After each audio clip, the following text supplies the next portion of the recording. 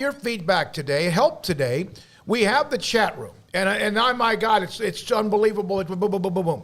But we also have the text line at 254-339-1122. We have votes for the Big 12 preseason poll. All of us individually can vote.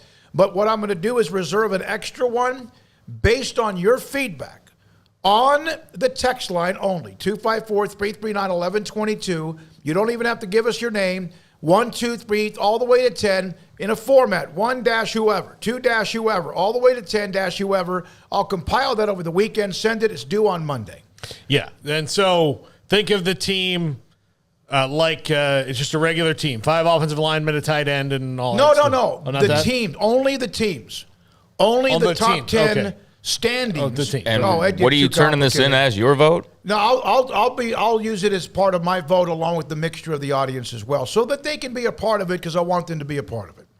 Okay. Right. I'm going to do my own, and I haven't given it much thought just yet. But, the audience out there wants to take part and have some fun with that. At least try and be serious with it. Like, don't just be the dude who wastes everybody's time. Like, let's KU at 1 and, do that. Because that's pretty obviously just petty trolling. But, let's see who you got. I think it'd be interesting to hear everybody out there, looking at the media right now. Feels like, just in general, that Oklahoma's the favorite and that Texas would be the co-favorite. And then, there's people high on Baylor, but that have told themselves, well, they lose too much. There's no way they can be that good again. And then, there's other programs that are under the radar, like TCU, I think is somebody who Kansas State, people, maybe? Yeah, and Kansas State. Although people are treating, I don't know, there's a little blowback on saying that Kansas State could be a real threat. At least I get that sense. There's not enough, I guess, of those types of people, I think, ready to go all in on K-State. I am. I don't know if I'm ready to put them top 3, but I definitely think that they got a chance to disrupt the league with what they have returning. So, yeah, they should definitely be in the mix. And then there's question marks as far as how good will Tech be. I said in one of the podcasts that, yes, I realize it's Joey McGuire's first year, but I think that based on what they did last year and what they have returning, I said, bare minimum, they should make a bowl game.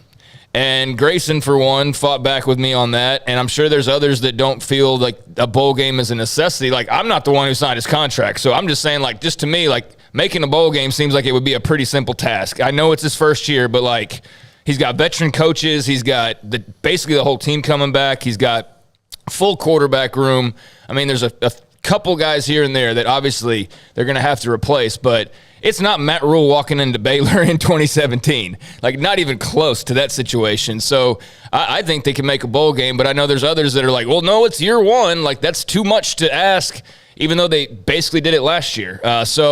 Yeah, I'm curious to see kind of where everybody falls on sort of the torn opinions of some of these teams. Yeah, and look, I think I agree with you on K-State. I think I'm going to put them up towards the top of the league, and I don't know if they're top 3, but I don't know if I'm going to get them past 4 because I really like Chris Kleiman. I like the way he coaches, and they're bringing back Deuce Vaughn. They're going to be very fundamentally sound on defense because that's kind of what their MO is in his coaching. And I think that Adrian Martinez is a good enough athlete and a playmaker, and the kind of coaching that he will get from this staff compared to where he was at Nebraska will eliminate his mistakes. Not eliminate them, mitigate some of them. He's a player that's going to make mistakes.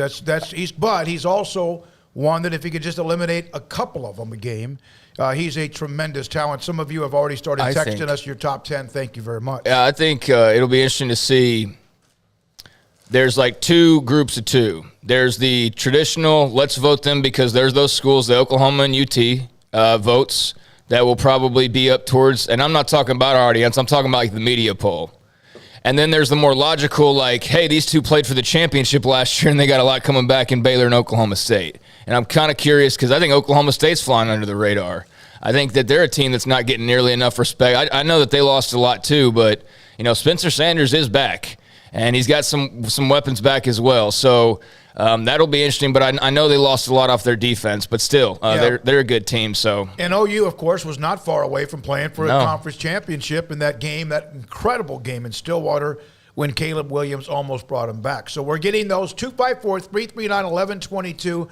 preseason poll, Big 12, 1 through 10, 1-who, 5-who, all the way 10-who, and let us know. Now, we'll do that today. The chat room is loaded up as well, and some of you can discuss. We want you to discuss not your top 10, but maybe who you think is under the radar, vice versa, and we're getting some of that as well. Mitch